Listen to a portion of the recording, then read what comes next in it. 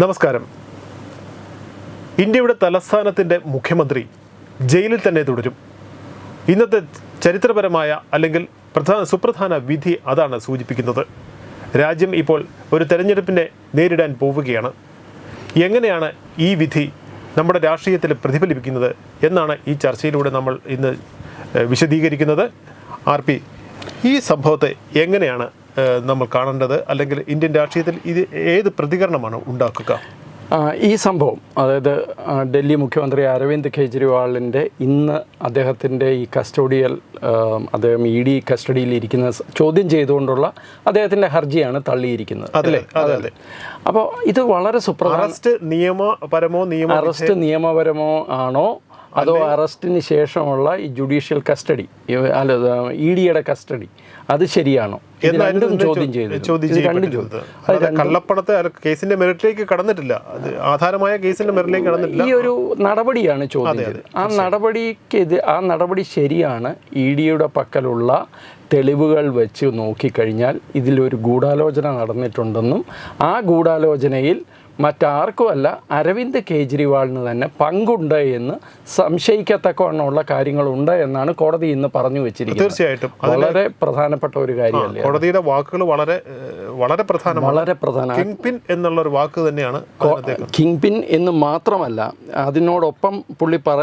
അതിനോടൊപ്പം കോടതി പറഞ്ഞിരിക്കുന്ന ഒരു വളരെ പ്രധാനപ്പെട്ട കാര്യം, ഇതിൻ്റെ പ്രൊസീഡിങ്സ്, അതായത് ഇതിൻ്റെ ഫലമായി കിട്ടിയിട്ടുള്ള കാര്യങ്ങളുടെ അത് ഒളിച്ചു വെക്കുന്നതിലും അത് ഉപയോഗിക്കുന്നതിലും ഒക്കെ ഇദ്ദേഹത്തിന് പങ്കുണ്ട് എന്നാണ് കോടതി നിരീക്ഷിച്ചിരിക്കുന്നത്. പൊസിഷൻ, അതായത് പദവി ദുരുപയോഗപ്പെടുത്തി. അപ്പോൾ ഇതുവരെ പറഞ്ഞിരിക്കുന്ന, അല്ലെങ്കിൽ ഇതുവരെ ആം ആദ്മി പാർട്ടി എന്തിനാണോ നിലനിന്നിരുന്നത്, അല്ലെങ്കിൽ എന്തൊക്കെയായിരുന്നു വാദിച്ചിരുന്നത്, അതിന് ഘടകവിരുദ്ധമായിട്ടുള്ള നടപടികളാണ് തീർച്ചയായിട്ടും ഇതുവരെ ഉണ്ടായിരിക്കുന്നത് എന്നാണ്. Use and concealment of the proceedings ആണ്.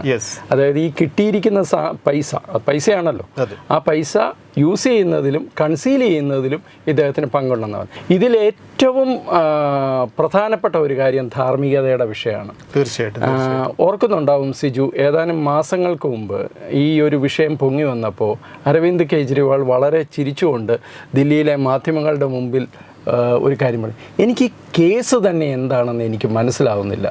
I just don't understand what this case is. പക്ഷേ ഇപ്പോൾ അദ്ദേഹത്തിന് മനസ്സിലായി വരുന്നുണ്ടാവാം. അല്ല, അപ്പോൾ ഇത് അദ്ദേഹം, നമ്മൾ ആ വാക്ക് ഉപയോഗിക്കുന്നത് ശരിയല്ലെങ്കിലും അദ്ദേഹം ഒരു പക്ക ഫ്രോഡായിട്ടുള്ള ഒരു രാഷ്ട്രീയക്കാരനാണ് എന്ന് തെളിയുക.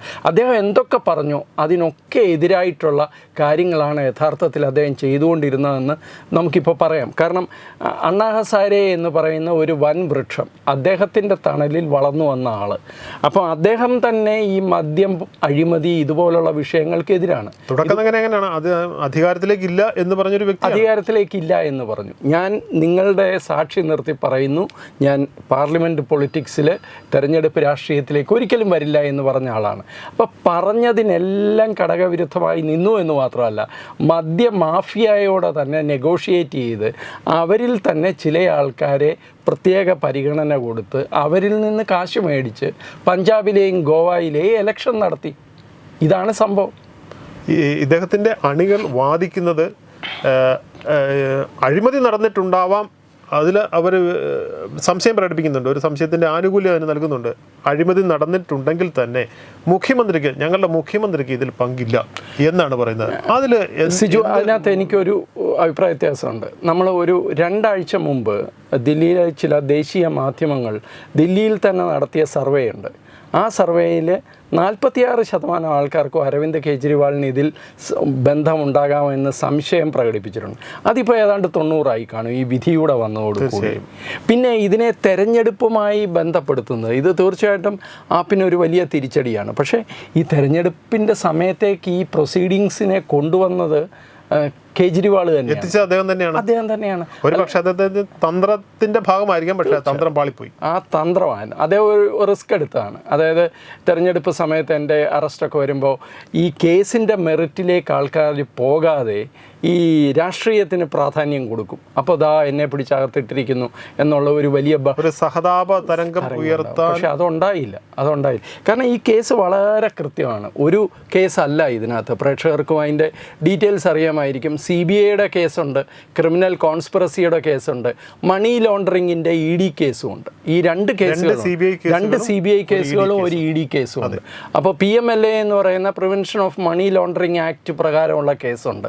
ക്രിമിനൽ കോൺസ്പിറസി ഗൂഢാലോചന നടത്തിയിട്ടുണ്ട്, കുറ്റകരമായ ഗൂഢാലോചന നടത്തിയിട്ടുണ്ട്. അപ്പോൾ ഇത് വളരെ കൃത്യമായി ഒരു സൗത്ത് ലോബി എന്ന് പറയുന്ന ഒരു ലോബിയെ സഹായിച്ചുകൊണ്ട് അവരിൽ നിന്ന് പേർക്സ് മേടിച്ചുകൊണ്ട്, അവരിൽ നിന്ന് പണവും മറ്റു കാര്യങ്ങളും കൈപ്പറ്റിക്കൊണ്ട് അത് കൃത്യമായിട്ട് പഞ്ചാബിലെയും ഗോവയിലെയും ഒക്കെ ഇലക്ഷൻ ഉപയോഗിക്കുന്നു. കുറേയൊക്കെ ഇലക്ഷനും കുറേയൊക്കെ നേതാക്കന്മാർക്കും പോയിട്ടുണ്ടാവും. പക്ഷേ കള്ളപ്പണമാണ് ഇതിനെല്ലാം ഉപയോഗിച്ചത്. അഴിമതി പണം. സിജു നേരത്തെ ചോദിച്ച ആപ്പിൻ്റെ അണികളെക്കുറിച്ച് സത്യം പറഞ്ഞാൽ എനിക്ക് അവരെക്കുറിച്ച് ഒരു സഹതാപമുണ്ട്. വേറൊന്നും കണ്ടല്ല, ഈ രാജ്യത്ത് അണ്ണാ ഹസാരെ ഒരു വലിയ സമര കാഹളം മുഴക്കിയപ്പോൾ അന്ന് രാജ്യത്ത് നിലനിന്ന അഴിമതിക്കെതിരെ, കള്ളപ്പണത്തിനെതിരെ, അക്രമത്തിനെതിരെ,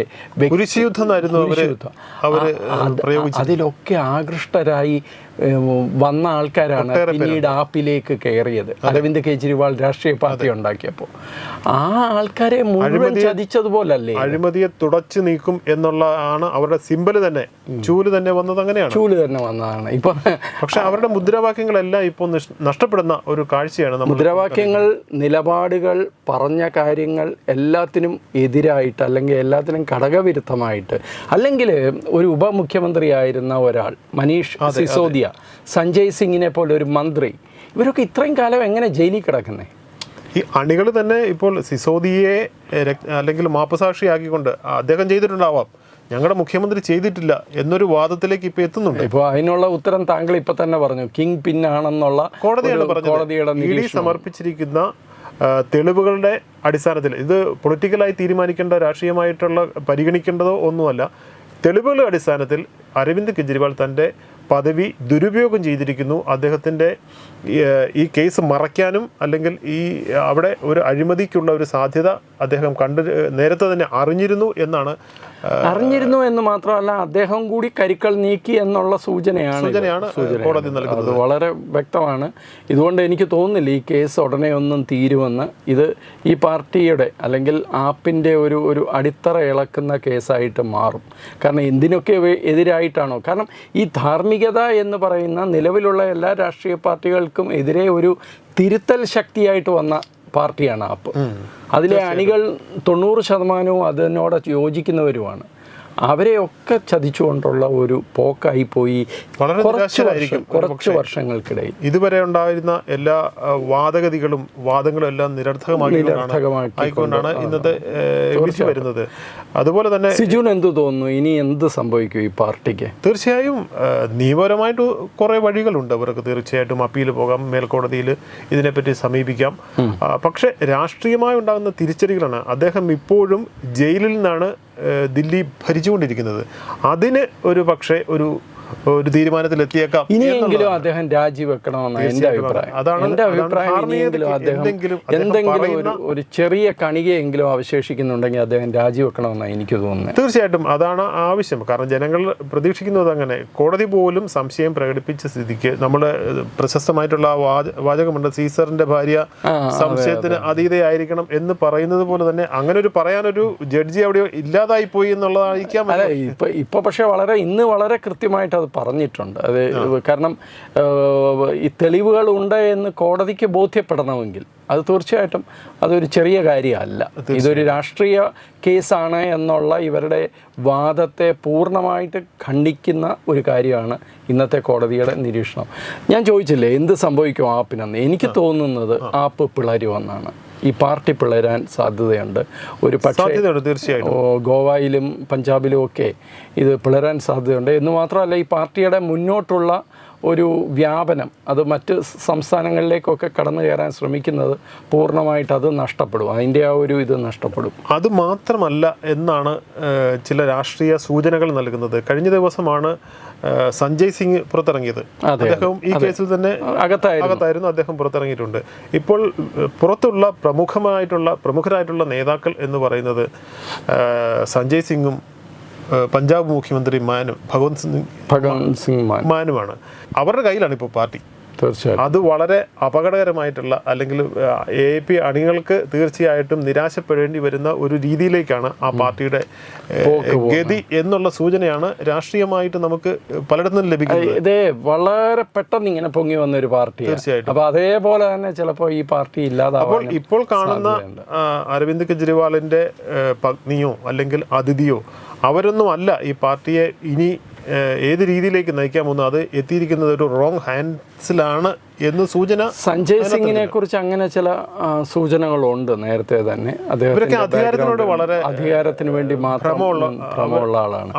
മനീഷ് സിസോദിയ എന്നൊക്കെ പറയുന്നത് ഒരുപക്ഷെ നമ്മൾ രാഷ്ട്രീയത്തിന് അതീതമായിട്ട് അറിയപ്പെട്ടിരുന്ന ആളാണ് NGO വർക്കിലൂടെ ഒക്കെ. പക്ഷെ അദ്ദേഹമൊക്കെ ഈ പറയുന്നത് പോലെ രാഷ്ട്രീയത്തിലേക്ക് വരികയും അതുവരെയുള്ള വ്യവസ്ഥാപിത രാഷ്ട്രീയ പാർട്ടികളെ രുചി അറിഞ്ഞപ്പോൾ യഥാർത്ഥ രാഷ്ട്രീയക്കാരെക്കാട്ടിൽ വഷളായി മാറുകയും ചെയ്യുന്ന സിജു നേരത്തെ പറഞ്ഞതുപോലെ ഇത് ഭാരതത്തിൻ്റെ രാഷ്ട്രീയ ചരിത്രത്തിൽ തന്നെ ഒരു വലിയ പ്രത്യേകതയുള്ള ഒരു സംഭവമായിട്ട് മാറും. നിലവിലുള്ള രാഷ്ട്രീയ പ്രസ്ഥാനങ്ങളെ, ആ പ്രസ്ഥാനങ്ങളുടെ രീതികളെ, ആ പ്രസ്ഥാനങ്ങളുടെ ചെയ്തികളെ ഒക്കെ ചോദ്യം ചെയ്തുകൊണ്ട് ഉയർന്നു വന്ന പാർട്ടി വളരെ ചെറിയ സമയത്തിനുള്ളിൽ ഭാരതത്തിൻ്റെ തലസ്ഥാനം, അതോടൊപ്പം ഭാരതത്തിലെ വളരെ പ്രധാനപ്പെട്ട ഒരു സംസ്ഥാനമായ പഞ്ചാബ്, ഇങ്ങനെ 2 സ്ഥലങ്ങളിൽ അധികാരം പിടിച്ചെടുത്ത ഒരു പാർട്ടി ചെറിയ സമയം കൊണ്ട് തന്നെ വലിയ ഗുരുതരമായ ആരോപണങ്ങൾ നേരിടുന്ന പാർട്ടി. അത് രാഷ്ട്രവിരുദ്ധ ശക്തികളുമായി പോലും ഈ പാർട്ടിയിലെ ചില ആൾക്കാർക്ക് ബന്ധമുണ്ട് എന്നുള്ള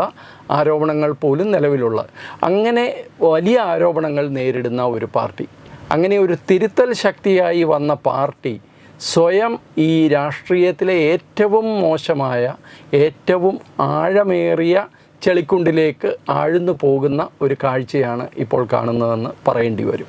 തീർച്ചയായും. ഇനി ആ പാർട്ടിക്കാരെ രക്ഷിക്കാൻ ആരുണ്ട് എന്നുള്ളൊരു ചോദ്യവുമുണ്ട്. ആ പാർട്ടിക്കാരെ രക്ഷിക്കാൻ അവർക്ക് മാത്രമാണ് കഴിയുക എന്നുള്ളതായിരിക്കും അതിൻ്റെ ഏറ്റവും നേരിട്ടുള്ള ഉത്തരം. ഒരു രാഷ്ട്രീയ പാർട്ടിയെ രക്ഷിക്കേണ്ടത് തീർച്ചയായിട്ടും നേതാക്കന്മാരല്ല, ജനങ്ങളാണ്.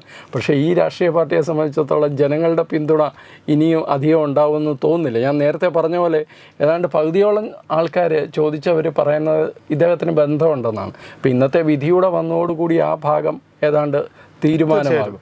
തീർച്ചയായിട്ടും അവരവരുടെ പ്രവൃത്തിയുടെ കർമ്മഫലം അനുഭവിക്കുക അല്ലാതെ യാതൊരു നിവർത്തിയില്ല, ഇല്ലേ?